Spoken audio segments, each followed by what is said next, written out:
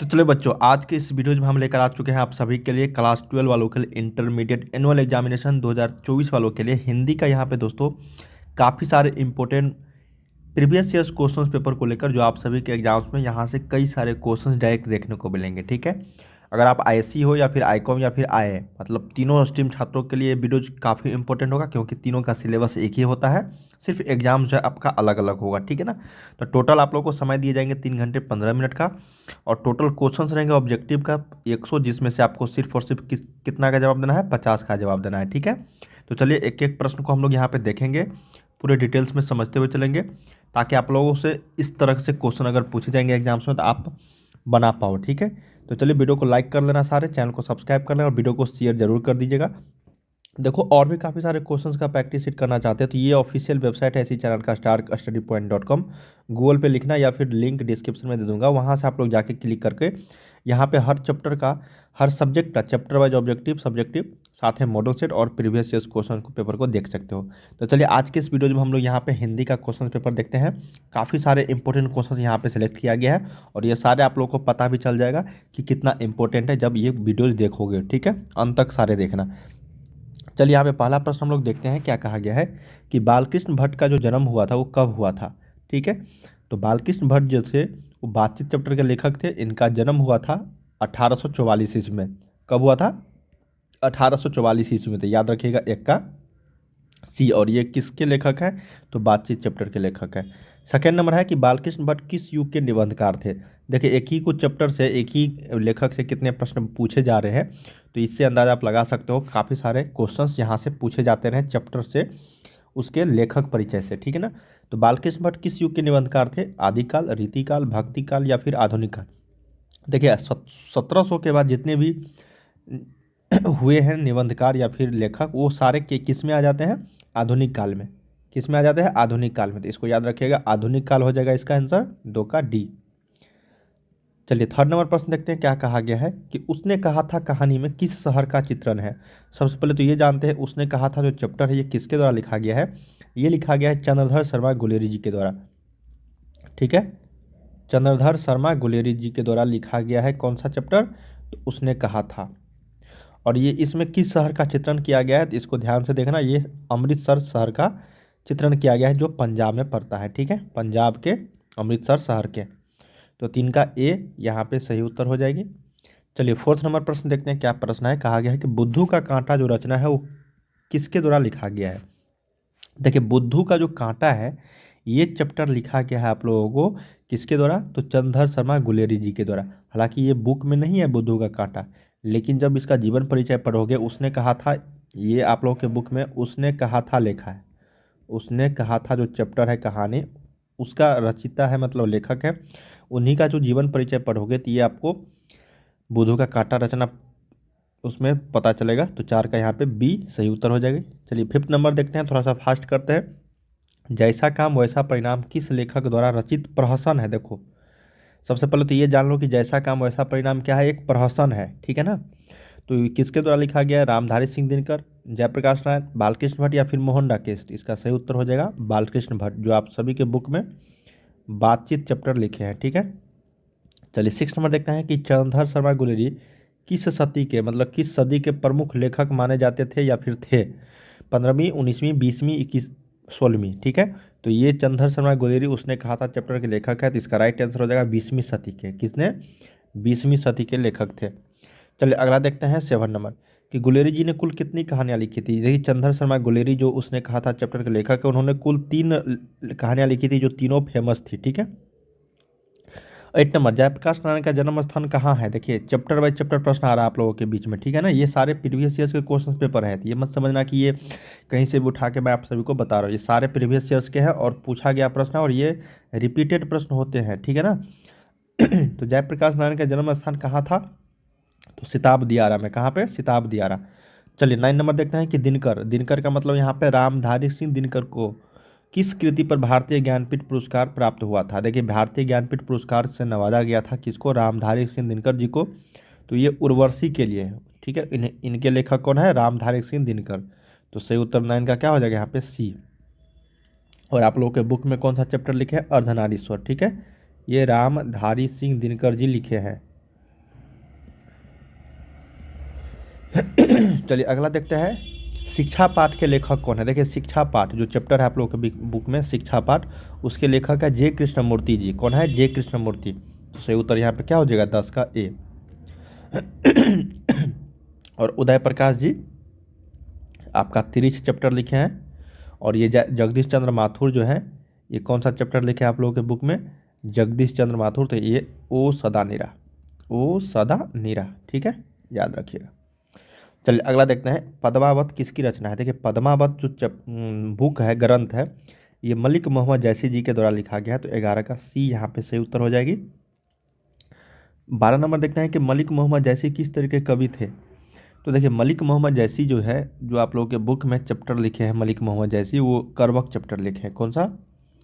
करवक chapter लिखे हैं, जो पदखंड है, ठीक है, काव्य खंड जिसको बोलते हैं हम लोग, कविता। तो ये किस तरह के कवि माने जाते थे या फिर है? तो ये थे दोस्तों आपको प्रेम की पीर के कवि, ठीक है, प्रेम की पीर के कवि माने जाते हैं। तो सही उत्तर 12 का डी। 13 नंबर, जायसी। जायसी मतलब मलिक मोहम्मद जैसी रचित पद्मावत की भाषा क्या है। बहुत ही पॉपुलर ग्रंथ है पद्मावत, जो मलिक मोहम्मद जैसी जी के द्वारा लिखा गया है।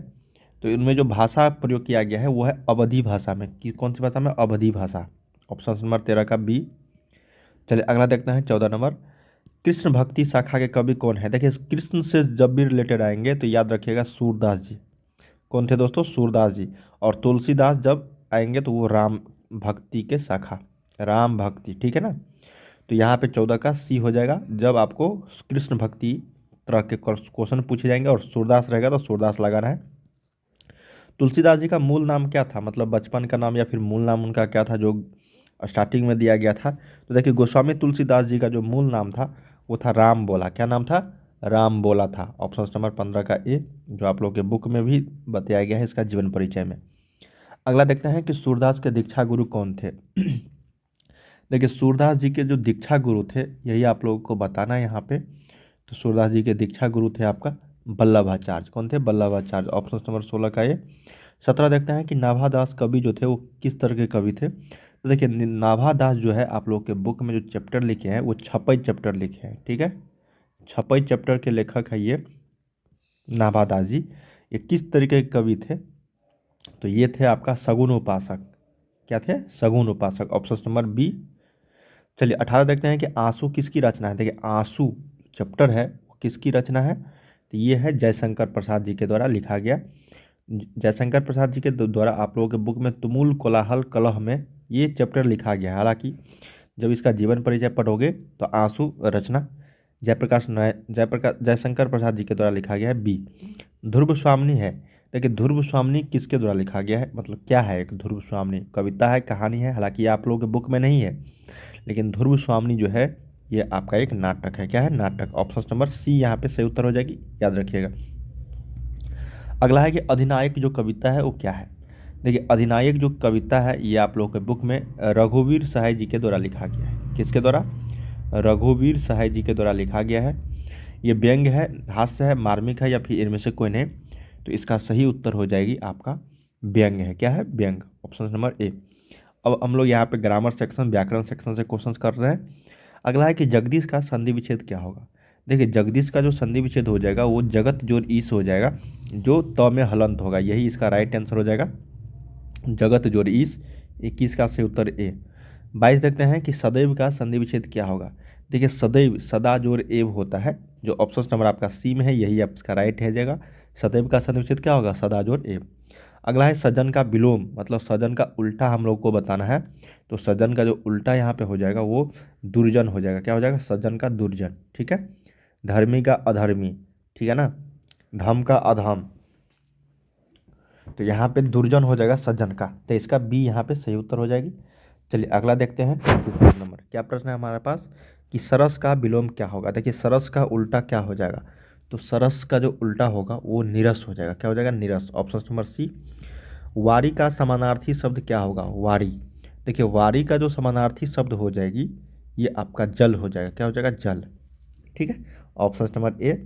अगला है कि मुर्दा का समानार्थी शब्द, मतलब एक जैसा शब्द या फिर पर्यायवाची शब्द। तो मुर्दा, मुर्दा को हम लोग क्या बोलेंगे? सब बोलेंगे। तो 26 का सही उत्तर सी यहाँ पे सही उत्तर हो जाएगी। अगला है 27 नंबर कि स्मरण का विलोम है। सॉरी विशेषण है। तो देखिए विशेषण जब पूछा जाएगा तो स्मरण का हो जाएगा अस्मरणीय, क्या हो जाएगा, अस्मरणीय। ठीक है, तो सी यहाँ पे सही उत्तर। प्रसंग का विशेषण क्या होगा, देखिए प्रसंग, तो प्रसंग का हो जाएगा प्रासंगिक, ऑप्शन नंबर सी। 28 का भी सी, 27 का भी सी। अगला है 29 नंबर, कहा गया है कि प्राण पखेरु उड़ना मुहावरे का अर्थ क्या है। देखिए जब भी प्राण पखेरु उड़ना इस तरीके के शब्द आप लोगों से सुना जाएगा तो इसका मतलब मृत्यु हो जाना, धक्का लगना, भयभीत होना या फिर भारी विपत्ति आना। जब प्राण पखेरु उड़ना मुहावरे का जो अर्थ पूछा जाएगा आप लोगों से तो याद रखिएगा मृत्यु हो जाना, क्या हो जाएगा, मृत्यु हो जाना, ऑप्शन नंबर ए। अगला है कि पीठ दिखाना मुहावरे का अर्थ क्या होगा। देखिए पीठ दिखाना मुहावरे का जो अर्थ हो जाएगी वो हो जाएगा आपका हार कर भाग जाना, पीठ दिखा दिया इसका मतलब वो हार कर भाग गया, ऑप्शन नंबर ए। अगला है मुसीबत कौन सा लिंग है। देखिए मुसीबत जो है ये आप लोगों का स्त्रीलिंग है, क्या है, स्त्रीलिंग, ऑप्शन नंबर सी। 32 देश लिंग है। देखिए देश जो है एक क्या है आपका, देश, देश जो एक पुल्लिंग है, क्या है, पुल्लिंग, ऑप्शन नंबर यहाँ पे ए जो है 31 का ए, 32 का भी यहाँ पे क्या होगा आपका ए होगा। ठीक है, 33 देखते हैं क्या कहा गया कि मौसम शब्द है। देखिए मौसम जो है कौन सा शब्द है, तो मौसम आपका अगर बात करेंगे हम लोग तो ये विदेशज से लिया गया है शब्द, क्या है, एक विदेशज शब्द है, विदेश, तत्सम तद्भव देशज विदेशज, ये 4 तरह के शब्द होते हैं, इसको आप लोग ध्यान से देखिएगा, 2 से 3 प्रश्न पूछे जाते हैं इस तरीके से, यहाँ पे डी राइट हो जाएगी। अगला देखते हैं कि आशा से अधिक क्या कहलाता है।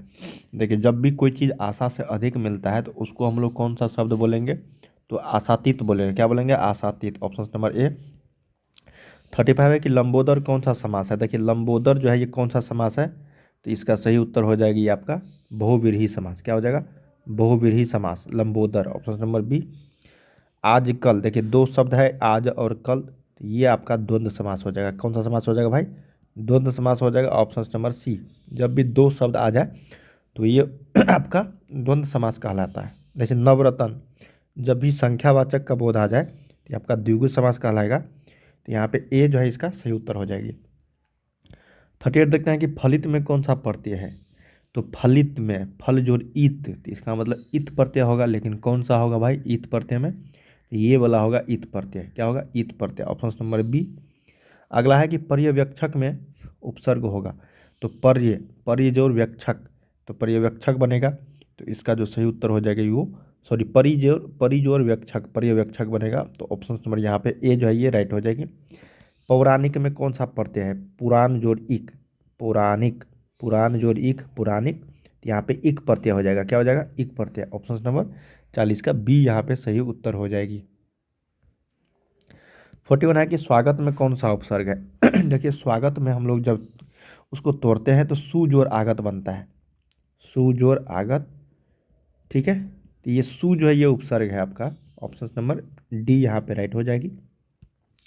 आगामी का विलोम क्या होगा। देखिए आगामी का जो विलोम हो जाएगा वो आपको बताना है, आगामी, विगत, आगामी का मतलब आने वाला और विगत मतलब जो बीत चुका है, ठीक है, ऑप्शन नंबर बी यहाँ पे हो जाएगा।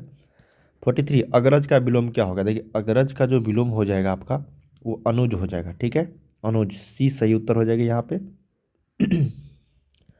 अगला है कि इनमें नदी का पर्यायवाची शब्द कौन सा नहीं है, शैवालिनी, तटिनी, सरिता, अनिल, तो सही उत्तर यहाँ पे हो जाएगा अनिल जो है ये हवा का पर्यायवाची शब्द है, ऑप्शन नंबर डी, ठीक है।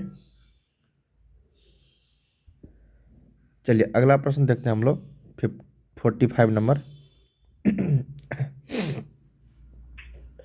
हेलो, हाँ पार्सल है अमेजन से। कौन सा हेलो, लोकेशन पे, कब हो रहे? कौन सा लोकेशन पे है। मदर एकेडमी है, मछली गली। अच्छा ठीक है आ रहे।